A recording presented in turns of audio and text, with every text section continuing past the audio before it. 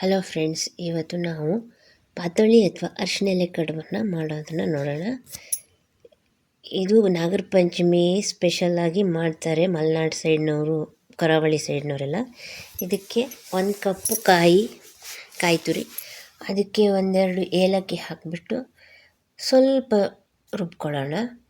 ತುಂಬ ನುಣ್ಣಗೆ ಬೇಡ, ಸ್ವಲ್ಪ ರವೆ ಥರ ರುಬ್ಕೊಂಡು ಅದನ್ನು ಒಲೆ ಮೇಲಿಟ್ಟು ಅದಕ್ಕೆ 1 ಕಪ್ ಕಾಯಿಗೆ 1/4 ಕಪ್ಪಷ್ಟು ಬೆಲ್ಲ, ನಿಮಗೆ ಸ್ವೀಟ್ ಎಷ್ಟು ಬೇಕೋ ಅಷ್ಟು ಬೆಲ್ಲ, ನಾನು 3/4 ಕಪ್ಪಷ್ಟು ಬೆಲ್ಲ ಹಾಕಿದ್ದೀನಿ. ಹಾಕಿ ಸ್ವಲ್ಪ ಅದು ಬೆಲ್ಲ ಪೂರ ಕಾಯಿ ಜೊತೆಗೆ ಮಿಕ್ಸ್ ಆಗೋ ಹಾಗೆ ತಿರುಗಿಸ್ಕೊಳ್ಳಿ ನೀಟಾಗಿ. ಇದು ಸ್ವಲ್ಪ ಹೂರಣದ ರೀತಿ ರೆಡಿ ಆಗಬೇಕು. ಪಾಕ ಎಲ್ಲ ಬರೋದು ಬೇಡ, ಹೂರಣ ಥರ ಆದರೆ ಸಾಕು.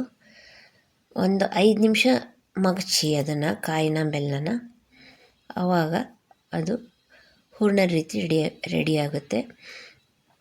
ಇದಕ್ಕೆ ಬೇಕಾದರೆ ನೀವು ಸ್ವಲ್ಪ ಡ್ರೈ ಫ್ರೂಟ್ಸು ಹಾಕ್ಕೋಬೋದು, ಬಾದಾಮಿ, ಗೋಡಂಬಿ, ದ್ರಾಕ್ಷಿ, ಮಕ್ಕಳಿಗೆ ಇಷ್ಟ ಆಗೋ ಸಲುವಾಗಿ ಅಷ್ಟೇ.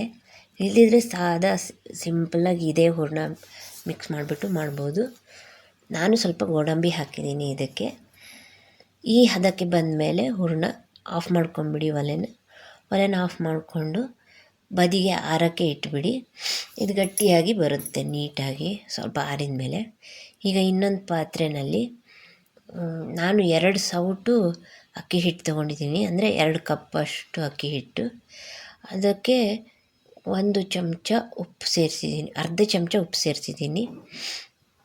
ಅರ್ಧ ಚಮಚ ಉಪ್ಪು. ನಂತರ ನೀರನ್ನು ನಿಧಾನಕ್ಕೆ ಸೇರಿಸ್ತಾ ಹೋಗಬೇಕು. ತುಂಬ ತೆಳುನೂ ಮಾಡ್ಕೋಬಾರ್ದು, ತುಂಬ ಗಟ್ಟಿಯಾಗೂ ಕಲಿಸ್ಕೋಬಾರ್ದು. ಮೀಡಿಯಮ್ ಹದಕ್ಕೆ, ಅಂದರೆ ಇಡ್ಲಿ ಹಿಟ್ಟಿನಗಿಂತ ಸ್ವಲ್ಪ ದಪ್ಪವಾಗಿ ಕಲಿಸ್ಕೋಬೇಕು. ಈ ರೀತಿ ಸ್ವಲ್ಪನೇ ನೀರು ಬೆರೆಸ್ತಾ ಕಲಿಸ್ಬೇಕು. ಇದನ್ನೇನು ತುಂಬ ಹೊತ್ತಿಡಬೇಕಾಗಿಲ್ಲ, ಕಲಸಿದ ತಕ್ಷಣ ಮಾಡಿದ್ರೂ ಆಗುತ್ತೆ. ಅಕ್ಕಿ ಹಿಟ್ಟು ಸ್ವಲ್ಪ ಮೆದುವಾಗಿ ಕಲಿಸ್ಕೊಂಡ್ರೆ ಮೃದುವಾಗಿ ಬರುತ್ತೆ ಅರಿಶಿಣೆಲೆ ಕಡುಬು. ಆದ್ದರಿಂದ ಇದನ್ನು ಇಡ್ಲಿ ಹಿಟ್ಟಿಗಿಂತ ಸ್ವಲ್ಪ ದಪ್ಪವಾಗಿ ಕಲಿಸ್ಕೋಬೇಕು.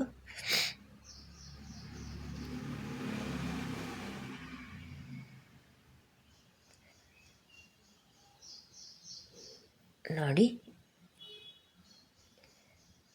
ಒಂದೊಂದೇ ಸ್ಪೂನ್ ನೀರು ಹಾಕ್ತಾ ಕಲಿಸ್ತಾ ಬನ್ನಿ.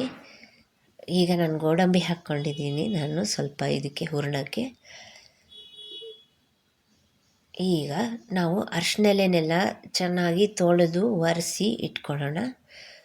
ಒರೆಸಿ ಇಟ್ಮೇಲೆ ಅದಕ್ಕೆ ಇನ್ನೊಂದು ಕಡೆ ಸ್ಟೀಮ್ಗೆ ಇದನ್ನು ಇಡ್ಲಿ ಪಾತ್ರೆನ ಇಟ್ಬಿಟ್ಟು, ಆ ಜಾಲರಿ ಇರೋದು ನನ್ನ ಹತ್ರ ಪ್ಲೇಟ್ ಇದೆ, ಜಾಲರಿ ಎಲ್ಲಿದೆ ಸಾದಾ ಇಡ್ಲಿ ಪಾತ್ರೆನಲ್ಲೂ ಇಡ್ಬೋದು, ಅಥವಾ ಕಡುಬಿನ ಪಾತ್ರೆ ಇರುತ್ತೆ ಅದರಲ್ಲೂ ಇರ್ಬೋದು. ಈಗ ಅರಿಶಿಣೆಲೆನ ನೀಟಾಗಿ ಒರೆಸ್ಕೊಂಡು, ದೊಡ್ಡ ಅರಿಶಿಣೆಲೆ ಇದ್ದರೆ ಅರ್ಧ ಭಾಗ ಮಾಡ್ಕೊಳ್ಳಿ, ಚಿಕ್ಕ ಎಲೆ ಇದ್ದರೆ ಫುಲ್ ಅದರಲ್ಲೇ ಹಚ್ಚಿ ಹಿಟ್ಟನ್ನು. ನಾನು ದೊಡ್ಡ ಎಲೆ ಇದ್ದಿದ್ದರಿಂದ ಅರ್ಧ ಮಾಡ್ಕೊಂಡಿದ್ದೀನಿ. ಅದಕ್ಕೆ ಬೇಕಾದರೆ ಒಂಚೂರು ತುಪ್ಪ ಸವರಿ, ತುಪ್ಪನೋ ಎಣ್ಣೆನೋ ಸವರ್ಬೋದು ಎಲೆಗೆ, ಇಲ್ಲ ಹಾಗೇನೂ ಮಾಡ್ಬೋದು. ಆದರೆ ತುಪ್ಪ ತುಪ್ಪನ ಅದಕ್ಕೆ ಎಲೆ ಮೇಲೆ ಸವರಿದ್ರೆ ತುಪ್ಪದ ಘಮ ಬರುತ್ತೆ, ಚೆನ್ನಾಗಿರುತ್ತೆ. ಈಗ ಎಲೆ ಮೇಲೆ ನೀಟಾಗಿ ಹಿಟ್ಟನ್ನು ಹದವಾಗಿ ಹಚ್ಚಿ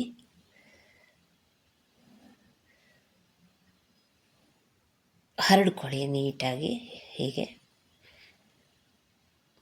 ಇಷ್ಟು ಈ ಕನ್ಸಿಸ್ಟೆನ್ಸಿಲಿದ್ದರೆ ಹಿಟ್ಟು, ಈ ಹದದಲ್ಲಿದ್ದರೆ ತುಂಬ ಮೃದುವಾಗಿ ಬರುತ್ತೆ ಕಡುಬು. ಇದಕ್ಕೆ ನಿಮಗೆ ಹೂರಣ ಎಷ್ಟು ಬೇಕೋ ಅಷ್ಟು ಹಾಕ್ಕೊಳ್ಳಿ, ನಾನು ಸ್ವಲ್ಪ ಕಮ್ಮಿನೇ ಹಾಕಿದ್ದೀನಿ. ನಿಮಗೆ ಸ್ವೀಟ್ ತುಂಬ ಜಾಸ್ತಿ ಆಗುತ್ತೆ ಅಂದರೆ ಕಮ್ಮಿ ಹಾಕ್ಕೊಳ್ಳಿ, ಜಾಸ್ತಿ ಬೇಕು ನಮ್ಗೆ ಹೂರಣನೇ ಜಾಸ್ತಿ ಬೇಕು ಅಂತ ಅಂದರೆ ಹೂರಣ ಸ್ವಲ್ಪ ಜಾಸ್ತಿ ಹಾಕ್ಕೋಬೋದು.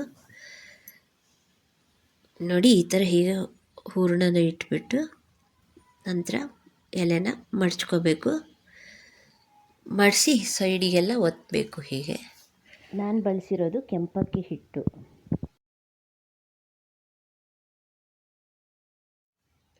ಈಗ ಇಡ್ಲಿ ಪಾತ್ರೆಯಲ್ಲಿ ಇದನ್ನೆಲ್ಲ ಬೇಯೋಕ್ಕಿಡಿ ನೀಟಾಗಿ. 15 ನಿಮಿಷ ಬೇಯಿಸಿ. 15 ನಿಮಿಷ ಬೇಯಿಸಿ ಅಂದರೆ ಅದು ಅರಿಶಿಣದ ಘಮ ಎಲ್ಲ ಹರಡುತ್ತೆ ಅಡುಗೆ ಮನೆಯಲ್ಲೆಲ್ಲ. ಫುಲ್ಲು ಅರಿಶಿಣದ ಸ್ಮೆಲ್ ಬರೋಕ್ಕೆ ಶುರು ಆಗುತ್ತೆ. ಆವಾಗ ಒಂದು ಸರ್ತಿ ತೆಗೆದು ನೋಡಿಬಿಟ್ಟು ನೀವು ಆರಿಸ್ಕೊಳ್ಳಿ. ಅರಿಶಿಣದ ಎಲೆ ಕಡುಬು ರೆಡಿಯಾಗಿರುತ್ತೆ. ಇದೇ ರೀತಿ ನನ್ನ ಚಾನಲ್ನ ಸಪೋರ್ಟ್ ಮಾಡಿ, ಸಬ್ಸ್ಕ್ರೈಬ್ ಮಾಡಿ.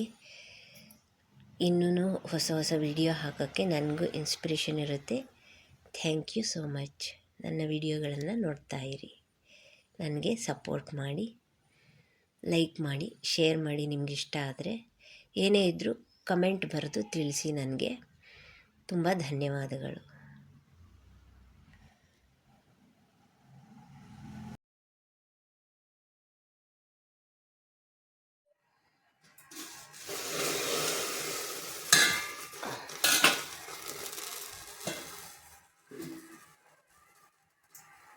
ಎಷ್ಟು ಚೆನ್ನಾಗಾಗಿದೆ ನೋಡಿ, ಎಷ್ಟು ಚೆನ್ನಾಗಾಗಿದೆ. ಬಿಸಿ ಬಿಸಿಯಾದ ಅರಿಶಿಣ ಎಲೆ ಕಡುಬು.